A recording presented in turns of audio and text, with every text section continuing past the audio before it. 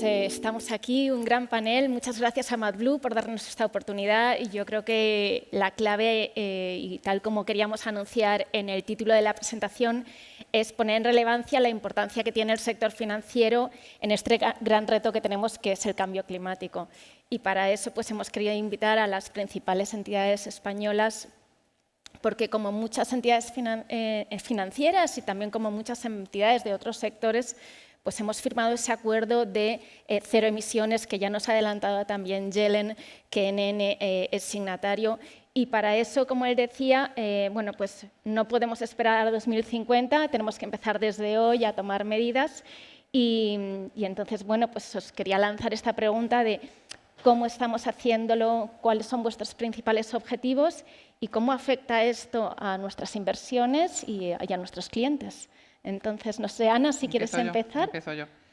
Pues la verdad es que tal como acabamos de oír al señor del Ebro, le voy a llamar, en la ponencia anterior, es importantísimo, y lo acabas de decir tú, Elena, que todos estemos trabajando en la misma dirección. Es decir, que lo que hemos conseguido, y no es fácil, es que el sector financiero y el sector de gestión de activos y de gestión de patrimonios tengamos todos un objetivo común que no es solo del sector financiero, pero que es reducir esas emisiones, en este caso financiadas o invertidas, para un poco, pues no voy a decir forzar, pero sí contribuir a que los activos en los que emitimos, que no dejan de ser acciones o bonos de empresas, de gobiernos, pues sean un poco el instrumento a través del cual nosotros podemos canalizar el dinero del ahorrador desde el más pequeño ahorrador a través de esos fondos de inversión para que estas empresas y estos gobiernos que emiten esos instrumentos se vean un poquito también presionados en ese sentido, ¿no? Si nosotros decimos, oye, es que yo en 2050 voy a tener toda mi cartera de inversión net zero, que no voy a estar financiando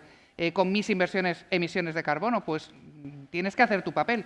Yo lo que hago, nosotros lo que hacemos en el sector es, pues como te digo, canalizar, ¿no? Es un instrumento importantísimo de canalización de inversiones, que vemos que además es muy potente, muy creciente, que es algo que todo el mundo quiere, en el que todo el mundo se apunta, ¿no? a un desarrollo sostenible y a algo que, bueno, pues en un evento como este no hace falta explicarlo, o sea, es claramente el futuro y donde están dirigiendo pues en general todas las políticas. Y entonces, pues nuestro papel a mí me parece doblemente importante, primero por esa canalización del pequeño ahorrador y el más grande ahorrador a través de estos vehículos y de esta forma de invertir, pero por el otro lado porque hemos conseguido que todos estemos hablando un poco de lo mismo en este sentido, del objetivo común, ¿no? Y eso es lo que va a hacer que las fuerzas se unan. Severiano. Yo creo que Net Zero lo que está suponiendo, y creo que coincidimos todos, es una idea de una aceleración enorme en todo este proceso que podría haber llevado mucho más tiempo y nos ha hecho que todas las entidades financieras, empresas, nos hayamos puesto con unos retos y unas metas en el corto plazo, que son las que requiere el problema que estamos tratando, pero que de no haber llegado a este tipo de compromisos no hubiéramos hecho.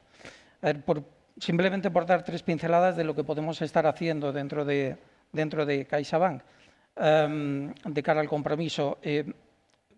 Primer punto, datos. Este mundo del net zero requiere una cantidad ingente de datos, requiere grandes inversiones en los sistemas y requiere adaptar muchas cosas dentro de nuestra forma de hacer y de operar de manera habitual. Estos mismos datos que necesitan las entidades financieras para invertir lo tienen que publicar las empresas. Correcto. Entonces, esta publicación de datos lo que les hace también es a hacer un esfuerzo mayor para presentar unos datos que sean presentables. Sin duda, nosotros nos alimentamos de la información que dan las empresas en las que invertimos o en las que estamos presentes. Esa información tiene que venir de ahí, no hay otra manera, ¿vale? Pero eso lleva a un segundo paso, que es la formación de los equipos. Siguiente desarrollo importante. Nuestra gente no nace sabiendo de sostenibilidad, hay que explicarles y hay que introducir dentro de los diálogos comerciales los elementos de sostenibilidad y saber la importancia que tiene recabar determinada información cuando estamos haciendo un proyecto de inversión. Y el último, y por hacerlo súper simplificado, yo lo centraría en el que todo esto tiene que venir acompañado de una gran labor de divulgación con los clientes, con el particular, porque lo mismo que decía que el empleado de una entidad financiera no tiene por qué saber de materia de sostenibilidad y habrá que enseñarle, es evidente que el cliente tiene la decisión última. Y en ese sentido, esa labor de divulgación, de formación, de comunicación, es una gran responsabilidad que tenemos que hacer durante los próximos años. Sí, bueno, yo por Se ha continuar- dicho mucho, pero Sí, no, algo puede eso ser. es lo bueno y malo de estar el tercero, pero vamos, yo por resaltar un poco la idea de globalidad y de compromiso. Estamos hablando una entidad financiera y dos entidades gestoras y probablemente mucha gente no sepa que Net Zero, hay una iniciativa de Net Zero para bancos, hay una iniciativa de Net Zero para gestoras de fondos y de banca privada, y hay otra para aseguradoras. Con lo cual, el concepto de transversalidad y de que la forma en la que se invierte pues puede ser a través de terceros o a través de los balances de compañías es muy relevante. Yo la segunda, y yo creo que es transversal también a nuestros sectores, pero también a la sociedad en agregado, es el de la información. Yo creo que no nos vamos a aburrir de decirlo una y mil veces. Cuanta más fuerza podamos hacer, más capacidad de tener información homogénea, transversal y que nos sirva para completar, como se decía en la intervención anterior, que me ha parecido muy buena, para tener una visión clara de lo que quieren hacer gobiernos, emisores, compañías. Y ese ejercicio de conseguir información en Europa pues, viene apoyado por la regulación que va a venir pues desarrollando estos campos en el futuro, pero yo creo que es global, ¿no? Entonces, yo creo que a día de hoy estamos en una zona gris en la que hay muchos compromisos. Miré el número de entidades firmantes de Net Zero para Asset Managers, ya son 236 a nivel global, son más de 50.000 billones de euros, perdón, en activos comprometidos, con lo cual el importe es ingente. Ahora lo que necesitamos es trabajar sobre el lenguaje común, porque es técnico, estamos hablando de factores muy técnicos, difíciles de implementar, y esto considero que es casi el principio de una tendencia para los próximos años. Claro, y como decías, al final Europa es pionera en sostenibilidad y la regulación pues, nos está llevando también a adaptar nuestro estilo de gestión, nuestro estilo de presentar este estilo de gestión a los clientes, y este es el siguiente paso, ¿no? Y además, pues ese objetivo que tiene la regulación europea de homogeneizar, de dar transparencia y de que todos utilicemos las mismas medidas. Pero bueno, hay mucho trabajo por hacer, no sé cuáles creéis que son los principales retos, pero también las ventajas, ¿no? De que tengamos a un regulador empujándonos a todos hacia esas inversiones sostenibles. Bueno, ya sabes lo que se dice siempre, ¿no? Que en tecnología, por ejemplo, siempre se dice eso: Estados Unidos inventa, Asia copia y Europa regula.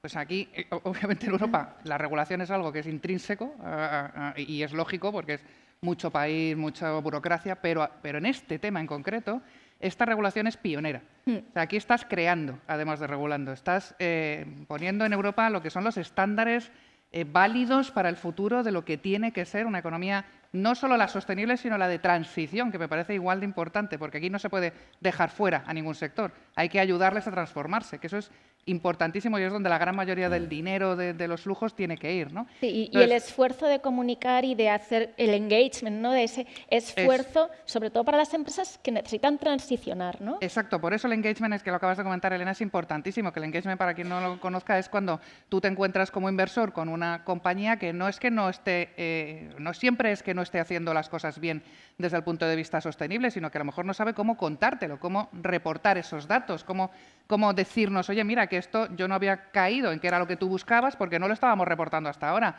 Y de la mano nuestra, de la mano de las entidades, lo que hacemos es decirle, mira, esto es lo que nos tienes que reportar, esto es lo que tienes que publicar y que decirle y contarle a tus inversores que estás haciendo, porque realmente hay muchas compañías que lo están haciendo muy bien, pero no lo han ordenado, no han ordenado la información de una forma que nos valga a todos, porque como decía Alberto y también Severiano, los datos son absolutamente fundamentales y es donde está para mí el reto más importante. Pero por eso eventos como MadBlue, es decir, estar hablando de esto públicamente, diciendo el compromiso que supone que unas entidades financieras como las nuestras firmen Net Zero, es un compromiso que no es gratis. Y no es gratis en el sentido de que nos está, pues como decías tú, Severiano, o sea, obligando aparte de a comprar datos, a formar equipos, a tener unos compromisos públicos que si el año que viene no has cumplido con lo que decías que ibas a hacer, tu riesgo reputacional también aumenta.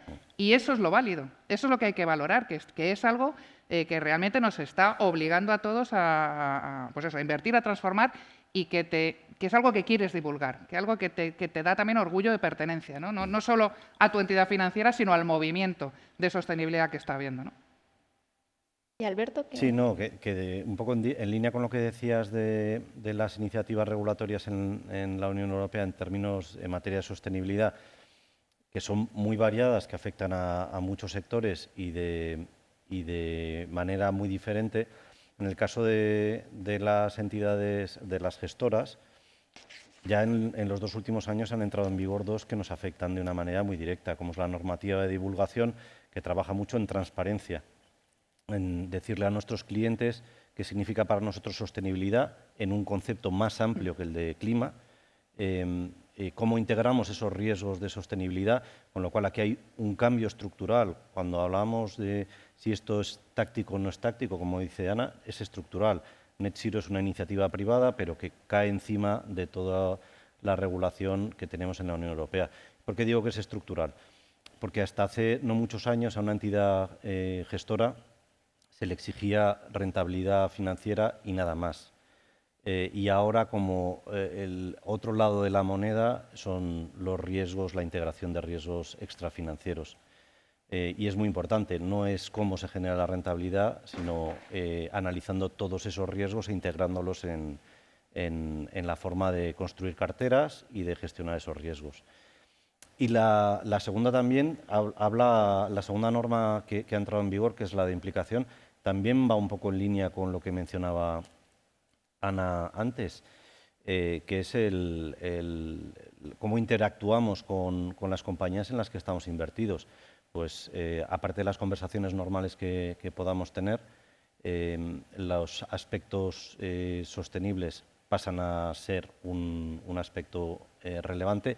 Lo tenemos que reportar en nuestra información anual, pero también cómo hemos ejercido los derechos políticos, el voto en esas compañías. Con lo cual, el plano financiero queda completamente complementado por el sostenible. Entonces, ya no son estrategias individuales, o sea, es parte estructural de nuestro negocio. Nuestro negocio ha cambiado y va a ser muy diferente. Y no se puede tomar decisiones financieras sin tener en cuenta las extrafinancieras. Sobre el tema de normativa, bueno, yo creo que lo habéis comentado. La visión personal, yo creo que es positivo, todo lo que sea avanzar en temas de normativa, porque básicamente lo que nos permite es igualar el terreno de juego y funcionar todos con unas normas lo más homogéneas posibles en un territorio común como es el de la Unión Europea. Problema o situación que oímos en algunos foros por parte de empresas, bueno, pues la gran cantidad de normativa que se está generando en muy poco tiempo, que a veces, bueno, pues puede no venir del todo bien ordenada o que a veces acaba de tener, se le achaca problemas de definición en algunos aspectos. Sí, que hay que interpretarlo, ¿no? Que hay que interpretar, que estamos un poco aprendiendo todos. Estamos aprendiendo los que tenemos que implementarla y el propio regulador, porque yo creo que es un terreno tan nuevo en el que vamos todos aprendiendo un poco sobre el camino, ¿no? Pero, en definitiva, yo creo que positivo por lo que supone de normalización y por lo que supone también de ser capaces de dar un elemento de transparencia al mercado, ya tanto en el mundo retail como en el mundo más corporate. Es decir, yo creo que si no existiera esta gran cantidad de normativa, esta divulgación que nos va a llevar, ahora está la nueva directiva de due diligence también en ciernes, que también va en este mismo camino. Es decir, si no fuéramos capaces de entregar todo este tipo de información, pues yo creo que al final todo este proceso empezaría a desequilibrarse, habría iniciativas individuales. Bueno, yo creo que no podría ser entendido. No, y que nos han puesto una fecha límite y en esa fecha límite tenemos que llegar, con lo cual claro. Estamos todos con una carrera de fondo ayudándonos entre nosotros. Yo creo que hay mucha colaboración entre entidades también, porque todos queremos hacerlo bien, pero a lo mejor no tenemos toda la información o conocemos la forma, ¿no? Y yo creo que esa colaboración también es muy positiva. Sí, Prueba de ello es que estamos aquí todos juntos. Y luego yo, o sea, claro, al final dices, hay mucha regulación, esto requiere mucha inversión por parte de las gestoras, de los bancos, pero bueno, al final toda esta inversión que estamos haciendo, creemos que en el largo plazo lo que nos va a generar también es muchas oportunidades de inversión interesantes y para las empresas, pues las que sean más cumplidoras, las que hayan hecho mayor labor de transparencia, pues van a ver también beneficiadas, van a verse beneficiadas, ¿no? De hecho, el 70% del PIB mundial a nivel corporativo y tal se ha comprometido con Net Zero. Es una cifra inmensa. ¿Dónde veis esas oportunidades de inversión? ¿Las veis más en algunos sectores? ¿Las veis más en un tipo de compañía? ¿Cuáles creéis que van a ser pues, los ganadores? ¿O hacia dónde estáis enfocando esas inversiones? Yo creo que hay una cosa que es indudable y es que la sostenibilidad es transversal. No hay un sector que se vaya a quedar fuera. Va a haber distintas velocidades, va a haber alguien que lo tiene más fácil en el sentido de que está más regulado, tiene más claro hacia dónde ir, tiene más comparativa, como es, por ejemplo, el sector de energía renovable. Obviamente es su momento, es el momento, ¿no?, de este tipo de sectores porque están en el punto de mira. Otros sectores a lo mejor no tienen tan claro cuál es su regulación, cuál es el cambio de modelo de negocio, cuáles son sectores menos conocidos o más, pero eso no quiere decir que no vayan a ser ganadores de todo el proceso de transformación. Por lo tanto, yo creo que la sostenibilidad es un win-win, es un gane para todo el mundo. Lo que va a hacer la diferencia, lo que va a marcar la diferencia es la velocidad de adaptación de cada una de las compañías. Y pongo un ejemplo. Cuando nosotros hacemos la metodología propia que tenemos de análisis ESG, que les da un rating, ¿no?, una notita de sostenibilidad a cada una de las empresas en las que invertimos, da igual la nota que saques, da igual un 5, un 7, un 8, no te dice nada, te lo dice en relativo a tu sector y en relativo a tu región. Porque a lo mejor sacar un 7 en un sector es una porquería si todos tienen 8 y en otro sector es lo más, ¿no? O sea, esto de que sea transversal, de que tenga plazos, que tengas un plazo, ¿no? Te estás presionando, la sociedad y el sector financiero te está presionando para que vayas a un ritmo, pero cada empresa elige dentro de su sector cómo lo quiere hacer, cómo de transparente quiere ser. Por eso yo creo que sí que hay algunas temáticas que son muy claras, ¿no?, porque son ganadoras. Toda la tecnología de transformación hacia la sostenibilidad y esa está por descubrir casi. O sea, es que todavía saldrán empresas nuevas dentro de unos años o que saldrán a cotizar porque ahora están en incubadora. Todo esto va a provocar unos sectores muy distintos a los que hemos estado invirtiendo en los últimos 50 años, donde es el ABC de los que pesan en los índices. Yo estoy segura que dentro de 15 años ninguna de las compañías que son ahora de las grandes en los índices van a seguir siendo con tanta diferencia las más grandes que hay. O si lo son es porque se habrán transformado, porque además del actual modelo de negocio habrán incorporado la sostenibilidad y la habrán hecho ganadora. Por eso a mí me gusta tanto la sostenibilidad, porque es cero excluyente, es absolutamente inclusiva para todos los sectores. Incluso el ejemplo típico, las petroleras, digo, no, las petroleras al revés. Si tú hablas con las petroleras, están deseando contarte sus planes de sostenibilidad porque los tienen. Algunas más que otras, como en todos los sectores, pero los tienen y te los quieren contar. Lo cual yo, sinceramente, creo que hay mercados nichos, hay muchos sectores nichos, os dejo que si queréis contéis vosotros, pero creo que es realmente muy transversal y que es más una cuestión de adaptación y de la velocidad con que lo haces. ¿Quién quiere contribuir? Es un proceso disruptivo y en los procesos disruptivos hay ganadores y perdedores o gente que avanza en el ranking y gente que va para atrás. Pero coincido con Ana, no hay una idea de que los sectores desaparezcan como tal, se transformarán y de eso va a ganar las empresas que sean más ágiles, que se pongan antes en el camino y que sean capaces de ver esas oportunidades que se abren. Hace poco leía un informe que hablaba un poco de este tema del desarrollo tecnológico y demás que se va a requerir, ¿no? Este informe hablaba de que aproximadamente para llegar a esos compromisos del 2050 podríamos tener ahora mismo sobre la mesa ya el 60% de la tecnología necesaria para desarrollar todo ese proceso de descarbonización y llegar. Por tanto, se abren todavía muchas oportunidades de desarrollo y luego de adopción de esas nuevas tecnologías de cara a las empresas que tienen que implementarlo, ¿no? Ahí, efectivamente, el sector financiero también está buscando esas oportunidades de inversión para apoyar a empresas más pequeñas, innovadoras, yo creo que también es clave, ¿no?, el distinguir entre las grandes empresas que pueden ser transparentes y que pueden dar todos esos datos y las más pequeñas, ¿no? ¿Y cómo lo ves ahí? Sí, bueno, ahí es un ángulo muy interesante porque hilándolo un poco con la regulación que os mencionaba antes, para las entidades financieras, desde el año pasado, con la normativa de divulgación, tenemos que clasificar los fondos que ofrecemos a nuestros clientes bajo 3 tipologías. Fondos que no integran criterios de sostenibilidad, otros que los promocionan y otros que tienen objetivos sostenibles explícitos, ¿no? Es una forma también de ir desarrollando un lenguaje, como decíamos antes, que es muy importante, pero también una manera de canalizar determinada tipología de inversiones, ¿no?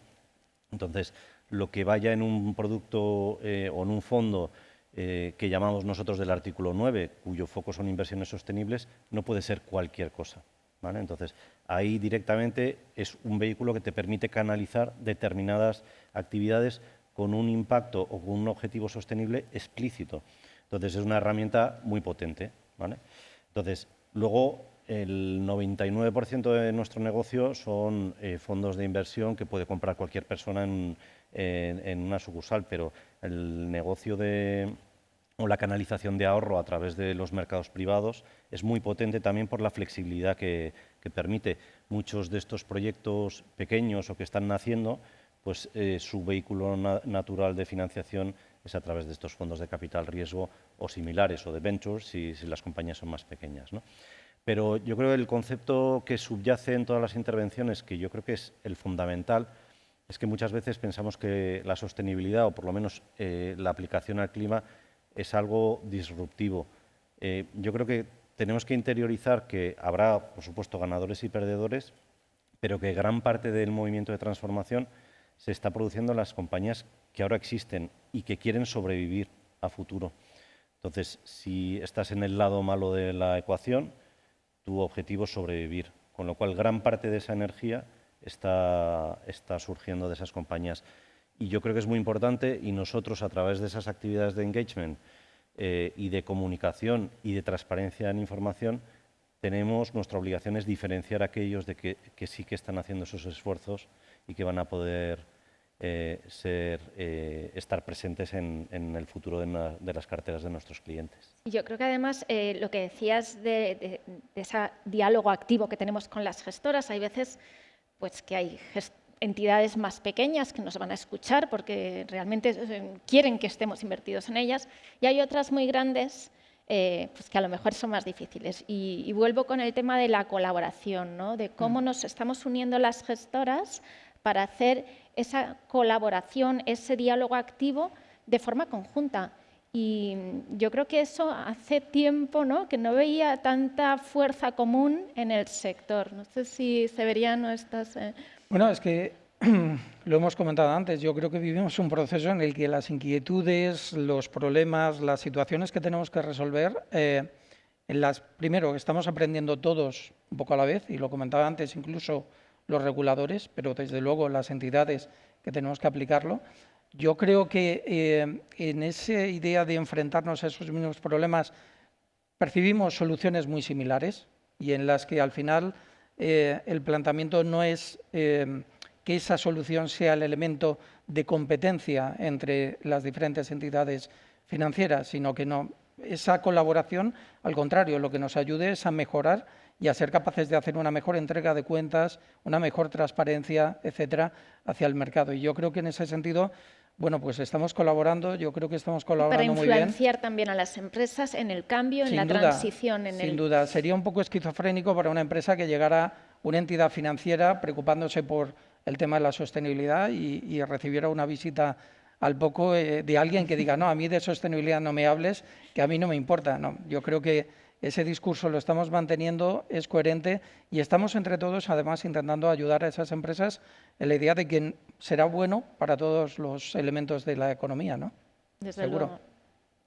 De hecho, en las iniciativas colaborativas de engagement, por ejemplo, engagement lo puedes hacer individualmente tú con las empresas o juntándonos todos en pues, la iniciativa que estaba comentando antes Yelen, que es, por ejemplo, a través de IGCC o de Climate Action 100, ¿no?, que ahí vas en un pool de gestoras, de inversores potentes, aseguradores y bancos, que vas a las empresas, en general las grandes aquí, Claro. a decirle, oye, que te lo tomes en serio, que no es un señor que ha venido a verte, no, que esto es el sector financiero entero el que te está diciendo que mejores en lo que estás entregando, que reportes de mejor forma, que este es el punto débil que vemos, que te comprometas más allá de lo que te has comprometido. Tiene una potencia tremenda. Por eso yo vuelvo al principio, que hemos conseguido un objetivo común, que es muy, y tú lo acabas de decir, que es muy raro el que no estés compitiendo yo con Alberto, Alberto contigo y tú conmigo, que es muy raro no ver eso, ¿no? Entonces esto en sostenibilidad, no solo en el sector financiero, yo creo que en todos los sectores, Sí. si quien se ha comprometido a alcanzar net zero, desde luego, pero además quien se ha comprometido con unos planes sostenibles, lo que busca es que todo el entorno competitivo o industrial en cualquier caso mejore para todos. Por ejemplo, el caso del sector cemento era bastante curioso. Hace un año así, pues a raíz de la COP, lo estaban comentando, ¿no? Que está muy bien la regulación en Europa del sector cementero y cómo tienen, por ejemplo, en España, pues toda su trayectoria para bajar emisiones de carbono, pero a la vez dices, oye, nos tenemos que unir porque lo que no puede ser es que nosotros en Europa estemos haciendo esto y luego venga pues cemento de otros sitios que se pueda comercializar o comprar aquí, ¿no? Y entonces, ¿qué haces? Intentar que las iniciativas sean no locales, no regionales, sino internacionales, para que las reglas de juego se igualen, y eso es lo que consigue que se transformen las sociedades, porque si no lo que consigues es, pues eso, el regateo. Arbitraje, Te me voy de sí. aquí, me voy para allá, que aquí no me lo piden. Eso es importantísimo. Sí, yo creo que el evitar arbitrajes regulatorios Eso es. internacionales es clave.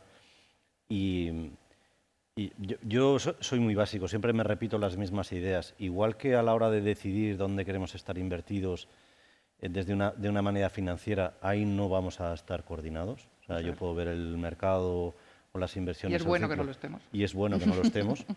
Sí que es verdad que este tipo de iniciativas lo que ponen encima de la mesa es que estamos intentando buscar un lenguaje común y una forma de ver el mundo común desde el ángulo sostenible, por lo menos en términos de información y de exigencia a las compañías.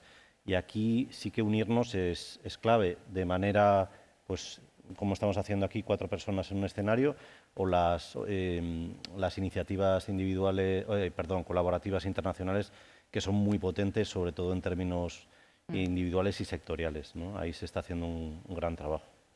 Y yo aquí donde veo también quizá una diferencia y donde hay que hacer también un esfuerzo mayor, quizá estamos hablando de Europa, que es líder en sostenibilidad, que es lo que está un poco marcando las normas y el bien hacer, ¿no? de la industria. Estados Unidos está haciendo un esfuerzo muy grande, pero luego tenemos también pues, a China, a India, son países que están en economías en desarrollo donde se han dado unos plazos algo más largos, donde bueno, están tomando sus medidas, pero de una forma quizá bueno, poniendo prioridades en otros puntos. Entonces aquí yo creo que tenemos que dar ese ejemplo, ¿no? Tenemos que realmente decir, a pesar de que estamos haciendo un esfuerzo de reducir la huella de carbono, de emitir menos gases de efecto invernadero, podemos seguir creciendo, podemos seguir haciendo un negocio rentable y es un poco el ejemplo que tenemos que dar al resto de economías para que ellos también vayan dando esos pasitos, ¿no? Y con las economías emergentes pasa un poco como con lo que hemos dicho de los sectores en transición. No las puedes echar, no las puedes excluir, no puedes efectivamente. decir, como no cumples, fuera, ya no invierto en ti. Porque si no inviertes, entonces nunca van a tener esos recursos financieros ni se van a integrar en los sistemas de comercio mundial que están ya orientados hacia la sostenibilidad. No las puedes echar, pero sí que les tienes que empujar. Claro, ¿no? hay que integrarlas, hay que traerlos a nuestro terreno. No hay que apartarlos, sino traerlos a nuestro terreno. La verdad es que tienen en su defensa, hay que decir, y eso pasa en todas las COP, ¿no? Que si tú ves las emisiones per cápita de los países desarrollados, obviamente per cápita emitimos mucho más, porque son países en desarrollo. Luego, por persona, en absoluto emiten mucho, por persona emiten mucho menos. Entonces, están siempre con esa historia de, oye, tú ya has esquilmado, entre comillas, los recursos para poder desarrollarte y ahora me pides a mí que no lo haga, pues dame una solución intermedia. Y eso es un juego más político y más de... Es político, pero yo creo que también desde la parte del sector financiero, como decías, no hay que excluirles, hay que, bueno, ir marcando un poco el camino para que ellos, pues poco a poco y con sus tiempos, se integren también, porque desde luego de momento vemos pues que están un poco en la cola, pero que efectivamente, igual que no podemos excluir al sector petrolero, Claro. porque ellos también necesitan transicionar, pues las economías emergentes están en el mismo papel, ¿no? Ujú. Sí, sí. Sí, yo creo que Europa posiblemente es pequeño cuando vemos el volumen de emisiones de Europa comparativamente con el del resto del mundo, pero bueno, ha tomado la bandera, etcétera. Pero si lo reformulamos un poco la pregunta, quizás la pregunta sería si Europa podría estar no mirando el tema de la sostenibilidad. Es decir, yo creo que dada la transformación que ha tenido la sociedad europea en estos últimos años, la preocupación por elementos vinculados a la sostenibilidad, ya sea en el ámbito climático, pero también en el mundo social, evidentemente, yo creo que el regulador lo que está haciendo es responder también a una demanda de la propia sociedad donde tiene su entorno, ¿no? O sea, vería muy complicado que Europa no tuviera ese liderazgo o que estuviera siendo llevada a remolque de lo que van haciendo otros países por el mundo. Y qué ejemplos hemos tenido, ¿no?, de ese liderazgo. Taxonomía, por ejemplo, en la taxonomía europea está siendo tomada como ejemplo para lo que es el desarrollo de taxonomía en muchos otros ámbitos económicos. Bueno, pues yo creo que ha tomado eso como una referencia vinculada, ya digo, a esa demanda, a esa expectativa de la sociedad, ¿no?, donde está. Nada, yo simplemente añadir que yo creo que la decisión de ir por esta vía no es optativa y no puede estar condicionada a que otros la apoyen o no la apoyen. Yo creo que es una tendencia, hay velocidades diferentes en esa tendencia a nivel global. Mientras no haya divergencias, yo creo que la senda es la correcta. Y yo creo que también, hablando un poco en lo de las oportunidades estratégicas y todos los desarrollos que se están haciendo, yo puedo entender que a día de hoy determinadas economías pues tengan más difícil ser muy ambiciosas en sus sendas de descarbonización, pero gran parte de las tecnologías que se están desarrollando a día de hoy, y eso hay que ponerlo en valor, o sea, todos los esfuerzos que se están haciendo en determinadas áreas globales pueden repercutir para ellos con un decalaje y es muy bueno, ¿vale? No son los pioneros, pero sí se van a beneficiar de los desarrollos, con lo cual yo creo que lo más importante es la senda está trazada, las velocidades pues es muy difícil que sean comunes, yo creo que los beneficios sí lo van a ser. No, y efectivamente, como decías, todas esas tecnologías se van a ir mejorando y se van a ir abaratando, porque claro, muchas veces lo que decimos de las energías renovables es un poco el coste, pero esto al final es como todo lo más innovador, al principio tiene un coste y después va haciéndose más popular, ¿no? Y ahí España también es pionera, ¿no?, en todo lo que es energías renovables. Entonces, bueno, yo creo que estamos bien posicionados, estamos trabajando todos juntos para conseguir este mundo más sostenible y entonces yo creo que ahí lo que os voy a dejar es ese nota optimista, ¿no?, de cada uno que nos dé pues, unas líneas de cómo lo ve desde un punto de vista de efectivamente tenemos un gran reto. El último informe de Naciones Unidas sobre el clima nos ha puesto un código rojo. Sabemos que ese reto hay que afrontarlo desde hoy, pero estamos trabajando y creemos que, bueno, que el objetivo es muy loable y que solo tenemos un planeta, tenemos que actuar ya. Yo, desde mi punto de vista, efectivamente, las cifras no son buenas, pero creemos que además iniciativas como las de MadBlue pues hacen que la gente sea cada vez más consciente y que día a día vayamos cambiando nuestros hábitos, nuestra forma de invertir, nuestra forma de consumir, con lo cual, bueno, pues ese voto al optimismo. ¿Cómo lo ves tú, Severiano?